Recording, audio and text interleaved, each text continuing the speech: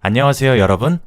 저는 궁합도 보지 않는다는 4살 연하 남편과 결혼한 지 이제 딱 1년 정도 지난 새댁입니다.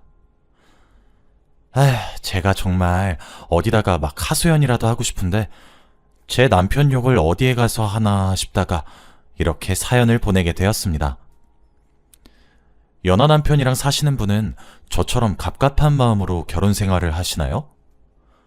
이게 철이 없는 걸 떠나서 진짜 제가 남편과 함께 사는 건지 아들을 하나 키우는 건지.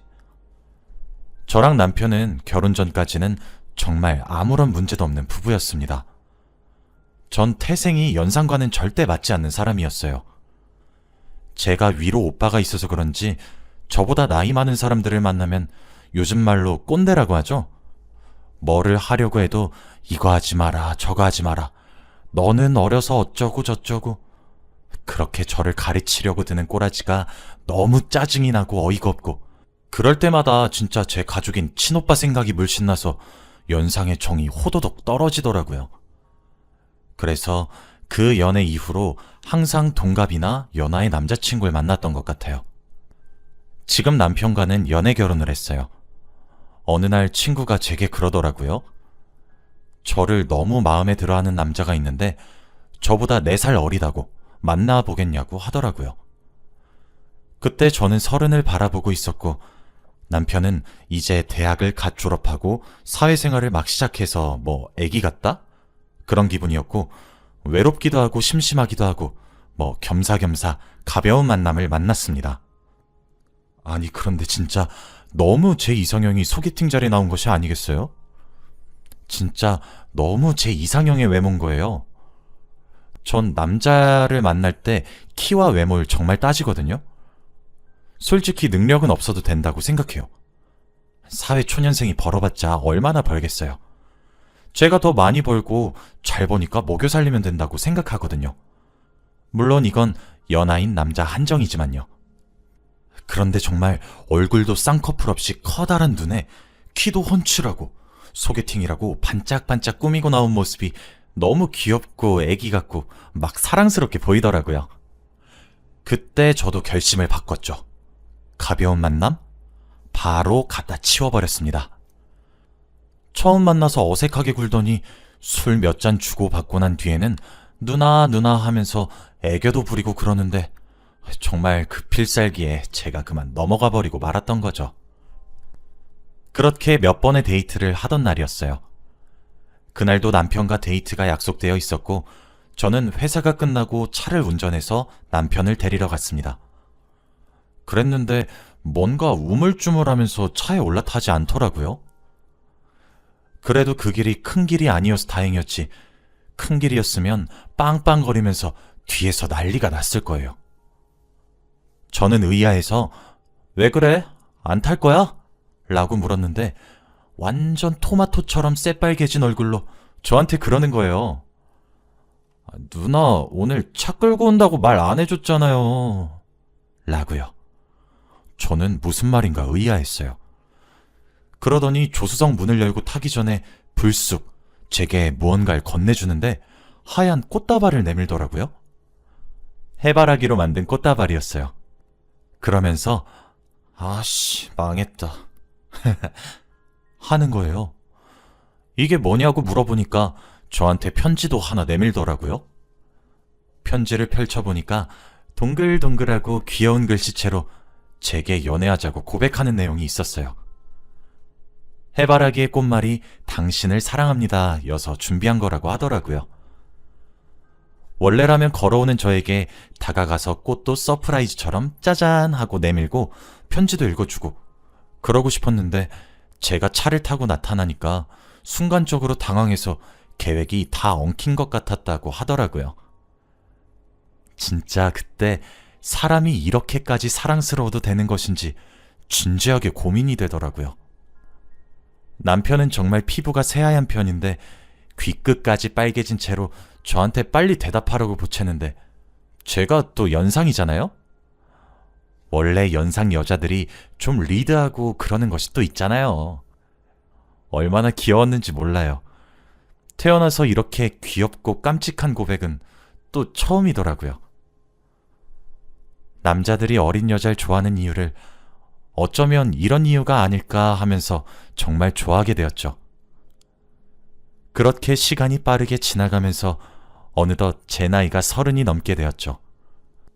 집에서는 결혼을 하라고 독촉을 하기 시작했지만 솔직히 남편이 저보다 어리다 보니까 모아놓은 돈도 없고 그래서 말도 못 꺼내고 있었습니다. 그렇다 보니 저희 부모님은 또 선을 봐라 마라 이러면서 저를 들들 볶았죠. 그런데 그렇게 저를 들들 볶고 난 이후 며칠 지나지 않아 남편이 저더러 주말에 여행을 가자고 제안해서 근처 근교로 여행을 간 적이 있어요. 펜션을 빌리고 그날 정말 재밌게 놀고 저녁에 고기도 구워서 소주도 한잔하고 그러고 있었죠. 바람도 솔솔 불고 좋은 사람과 좋은 음식을 나눠 먹고 분위기도 좋고 그렇다 보니 들뜨더라고요. 남편은 저랑 연애하던 당시 취미가 기타를 치는 것이었어요. 잠시 자리를 비우겠다고 하더라고요. 그때 저희가 빌렸던 펜션이 독채였고 저희가 고기를 구워 먹은 곳 바로 앞에 자동차를 주차할 수 있었거든요. 그런데 트렁크를 남자친구가 여는데 트렁크 안이 안개꽃으로 가득 차 있지 뭐예요? 그랬는데 옆에 남자친구가 기타를 뚱땅뚱땅 치면서 저한테 청혼하는 노래를 부르는데 주책맞게 눈물이 왈칵 나오더라고요. 트렁크에는 결혼하자고 적혀있는 가랜드가 걸려 있었어요. 남편은 청혼할 적에 저한테 편지도 함께 읽어주었어요. 그 내용은 서로 아끼고 행복하게 살자. 가진 건 누나가 좋아하는 얼굴뿐이다. 뭐 그렇게 귀엽고 유치하고 오글거리고 장난스럽게 사랑 고백을 하더라고요. 저야 뭐 엉엉 울면서 당연히 좋다고 고개를 끄덕였어요. 어떻게 이렇게 프로포즈를 할 생각을 했냐고 물었더니 저와 데이트를 하던 날 그날도 어김없이 저녁을 함께 먹고 있었는데 제가 화장실을 다녀오겠다고 하고 자리를 비웠대요. 그런데 그때 저희 엄마가 저한테 연락해서 더 이상 결혼을 미룰 수 없다고 손자리를 잡아놨으니 잔말 말고 나가라는 듯한 메시지를 우연찮게 보게 되었다고 하더라고요. 그런데 그 문자를 보게 되니까 조급해지기 시작했다고 하더라고요. 자신은 결혼 생각이 아직은 없었는데 제가 결혼을 해야 된다는 생각을 하게 되니까 거짓말처럼 저와 결혼하고 싶었다는 오글거리는 말을 하면서 말이에요. 그래서 저는 남편이랑 정말 잘 살 수 있을 줄 알았습니다. 연애하던 내내 싸움 한 번 한 적 없고 큰소리 한 번 오간 적이 없어요. 저도 남편을 어리다고 무시하지 않았고 모든 말을 존중해 주었고 남편도 그런 저를 배척하지 않고 절 존중해 주었거든요. 그래서 남들은 결혼을 준비할 때 정말 평생 할 싸움을 그때 다 해본다고 하더라고요. 그런데 그런 말이 무색하게도 남편과 저는 결혼을 준비하는 동안 한 번도 싸우지 않았습니다. 가구를 고를 때에도 집 인테리어를 꾸밀 때에도 하다못해 숟가락 젓가락 디자인을 고를 때에도 싸움을 한다던데 저랑 남편은 정말 찰떡콩떡처럼 척하면 착하고 아하면 어할 정도로 손발이 척척 맞았어요. 그렇게 모든 사람들의 축복 속에서 결혼을 했고 신혼여행도 무사히 다녀왔어요. 그렇게 저는 앞으로 제 인생이 정말 행복만 가득할 거라고 믿어 의심치 않았고 앞으로 제게 일어날 남편과의 결혼 생활이 기대가 되기까지 했습니다. 그런데 결혼을 하니 참 많이 싸우게 되더라고요. 원래 연애를 할 때에는 남자친구가 제게 요리도 자주 해주고 도시락도 자주 싸주고 그랬어요. 그런데 결혼을 하니까 태도가 처음부터 바로 변한 것은 아니었지만 한 3개월 정도 있으니 싹 변하더라고요. 게다가 저는 8시에 출근하고 7시에 퇴근을 합니다. 그래도 제가 출근 시간이 빠른 편이라 신혼집을 저희 직장 근처로 구했어요. 그래도 7시 30분에는 집에서 출발을 해야 돼요. 솔직히 업무 시간도 다른 회사들에 비해 1시간 정도씩 빠르게 출근하고 늦게 퇴근하기도 하고 야근도 솔직히 말하자면 잦은 편에 속해서 일의 강도가 세다고 볼 수 있습니다. 그런데 그렇게 빡센 만큼 하는 일에 대한 보상의 강도가 매우 철저한 회사입니다. 상벌이 확실한 편이죠. 그러나 남편은 9시까지 출근을 해서 6시에 퇴근을 합니다. 게다가 일반 사기업에서 사무직으로 일을 하고 있고요. 벌이를 따지자는 건 아니에요. 제가 말하고 싶은 것은 퇴근 후의 모습입니다. 솔직히 아무리 제가 빠르게 일을 마무리하고 칼퇴근을 하더라도 남편이 항상 저보다 일찍 도착해 있습니다. 전 남편보다 일찍 나가서 더 늦게 들어오고 그만큼 일을 하다 들어오는데 남편이 손 하나 까딱하지도 않더라고요. 처음부터 그랬던 것은 아니었어요. 제가 퇴근하고 집에 들어오면 절 위에 밥도 차려주고 집안일도 해놓고 그렇게 다정했었어요. 물론 평일에 남편이 저보다 더 많이 가사 일을 하는 만큼 주말엔 반드시 제가 하루 2끼 이상 요리해서 대접했고요. 그런데 어느 순간부터 퇴근하고 집에 돌아와도 집은 더럽지, 남편은 소파에 누워서 밥 차려달라고 조르고 있지. 진짜 짜증이 확 나는 순간들이 너무 잦아지는 거예요. 워킹맘들은 제가 어떤 심정인지 이해하실 겁니다. 솔직히 결혼 이후 3달, 4달 정도를 제외하고는 점차 싸움이 시작되었습니다. 저도 그런 남편의 태도에 빈정이 상하기 시작하니까 말을 툭툭 내뱉게 되고 남편은 제 말투에 화를 내고 어쩔 땐 제게 먼저 남편이 시비도 걸기 시작하고 그렇게 사이가 틀어지게 되더라고요. 그렇게 결혼 후 반년이 조금 넘는 시간이 지나자 남편과 더 이상 함께 살아야 할 이유를 모르겠더라고요. 솔직히 연애를 하다가 결혼을 해서 더 나아질 거라고는 생각하지 않았어요. 혼자 벌어 여유롭게 살던 저와 빠듯했던 남편이 만나는 거니 그렇게 여유를 느낄 거라고는 생각하지도 않았어요. 다만 저는 함께하는 행복은 반드시 커질 거라고 생각했어요. 그래서 저와 함께 손을 잡으면서 인생이란 언덕을 앞에서 끌어주고 뒤에서 밀어주길 바랬고요. 제가 생각한 결혼과는 바로 그것이었거든요. 그런데 반년 정도 지나니까 어느 순간 깨닫게 되더라고요. 결혼한 이후 제가 너무 허무하다는 생각이 들었어요. 물론 이렇게 포기할 수밖에 없었던 이유도 있어요. 처음엔 남편을 달래도 보고 화도 내보고 가진 말을 다 해보고 그랬는데도 남편의 태도는 더하면 더했지 덜하지가 않더라고요. 다른 커플들은 결혼을 준비하면서 신혼은 깨가 쏟아진다던데 왜 저희 부부는 결혼 이후 더 나빠져만 가는 것인지 너무 속상했고 슬펐어요. 저도 남편에게 개인적으로 감정이 점차 많이 상하기 시작해서 대화도 기피하게 되었죠. 정말 집에 들어가기 싫어서 야근이 반갑기까지 했으니 알만하시겠죠? 그러다 문득 달력을 보니 다음 날이 주말이더라고요. 그냥 저도 너무 연속된 야근에 힘든 상태였긴 했어요. 그런데 가뜩이나 몸도 힘든데 마음까지 힘들게 하는 남편이 미웠죠. 순식간에 이렇게 할 바엔 갈라서는 것이 맞다고 생각했어요. 아무리 제가 대화를 하려고 해도 상대방이 저와 단절을 선택하는데 제가 뭘 더 어떻게 할 수 있겠어요. 결혼이 무슨 장난도 아니라고 하시면 할 말은 없지만 그렇게 따지면 제 인생도 장난은 아니잖아요? 결혼 전이 훨씬 행복했다는 사실을 깨달으니까 눈물이 나기 시작했죠. 회사에 마지막으로 남아있던 사람은 저였어요. 그래서 회사에서 협의 이혼 신청서를 프린트했고 제 인적사항을 적고 도장까지 찍어서 가방에 넣었습니다. 집으로 돌아오니 남편이 있더라고요. 사실 남편과의 사이도 많이 어색해지기도 했어요. 고작 결혼 반년 만에요. 하긴 그렇게 싸우는데 어떻게 좋겠나 싶기도 하네요. 남편에게 할 말이 있다고 말을 했더니 토끼처럼 눈을 동그랗게 뜨더군요. 참, 여전히 제 눈엔 귀여워 보였고 사랑스러워 보였지만 그래도 그만둘 때를 알아야 한다고 생각하고 마음을 다잡았습니다. 식탁에 마주 앉았고 한참의 정막 끝에 이혼 서류를 내밀었어요. 아이 없을 때 갈라서자고, 더 이상 함께 살아갈 자신이 없다고.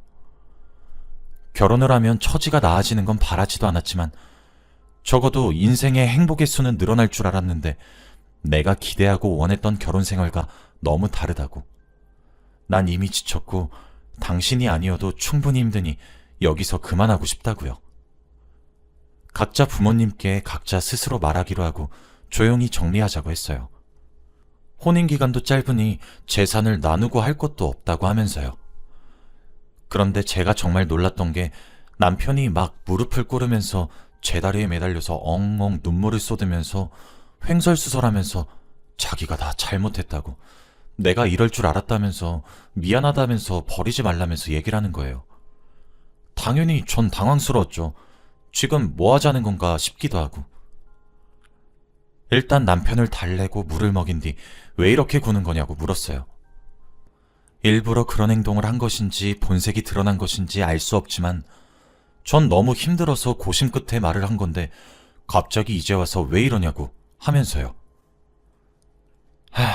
근데 남편 말을 듣고 저도 모르게 남편의 머리통을 후려쳤습니다. 남편에겐 동호회 모임이 하나 있어요. 저와 연애할 시기부터 가입했던 모임이죠. 그런데 저는 그 모임을 정말 싫어합니다. 그곳에 제 남편보다 10살 많은 형이 하나 있는데 진짜 그 사람이 남편에게 쓰잘데기 없는 소리를 정말 많이 하거든요. 아니나 다를까 남편이 저와 결혼을 한 이후에 그 형이란 사람이 남편에게 그랬다고 하더라고요. 너 그렇게 잡혀 살잖아? 아내가 바람나. 나 아는 지인이 그렇게 이혼 소송했잖아.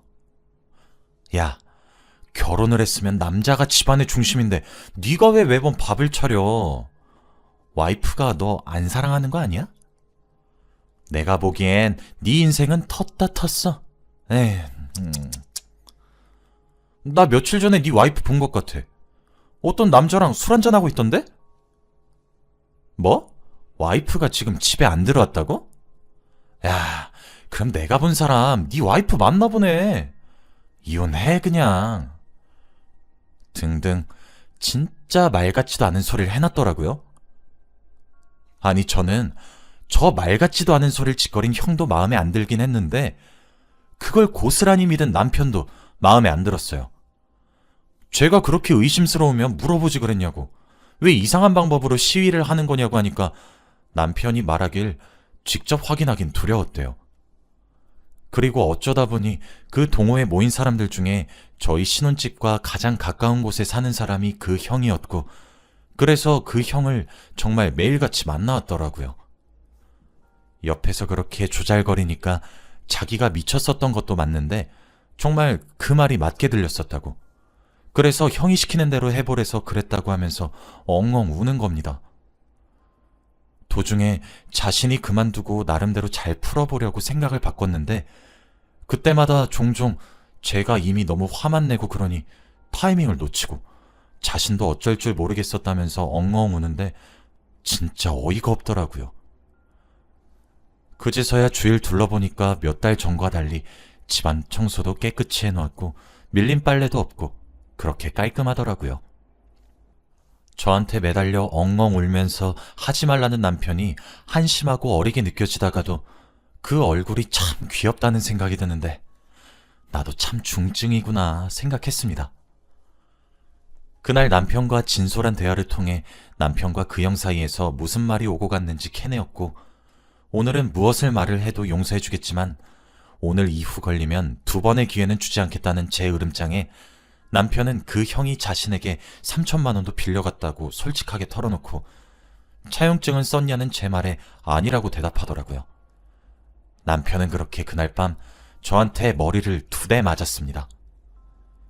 그리고 남편의 전화기로 그 형이란 사람한테 전화를 걸어서 빌려간 돈 이번 주 내로 입금하지 않으면 고소를 진행할 것이고 2번 다시 내 남편한테 거짓부렁 속삭여서 부부관계 악화시켰다간 죽여버리겠다고 길길이 날뛰면서 난리를 부렸습니다. 네가 그러니까 10살이나 더 처먹고 노총각으로 늙어 죽고 있는 거라고 빽빽 소리를 질러가면서요. 남편은 그 이후 제가 원래 알고 있었던 귀엽고 다정한 남편으로 돌아왔어요. 저랑 함께 수건을 개면서 진작 이렇게 지낼 걸 왜 그렇게 휘둘렸는지 모르겠다고 미안하다고 사과하더라고요.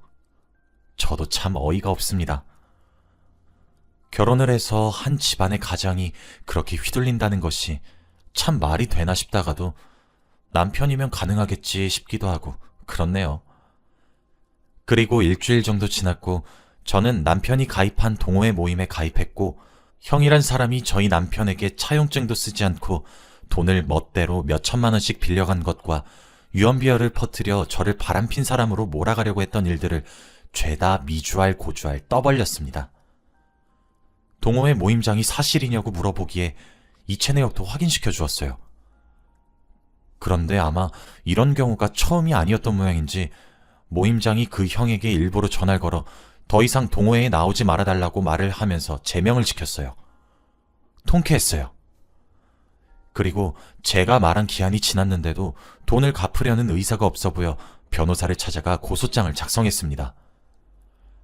그래도 이체 내역이 있고 3천만 원을 빌려달라고 연락한 연락의 흔적이 있어서 고소가 가능하다고 하더라고요.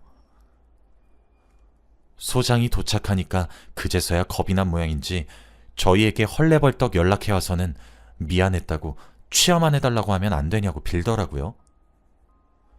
뭐 너무 몰아세우면 또 무슨 짓을 할지 두려운 사람이라 고소를 취하는 대신 이유를 붙여서 매달 얼마씩 갚으라는 각서를 받아냈고 변호사에게 공증을 받았습니다.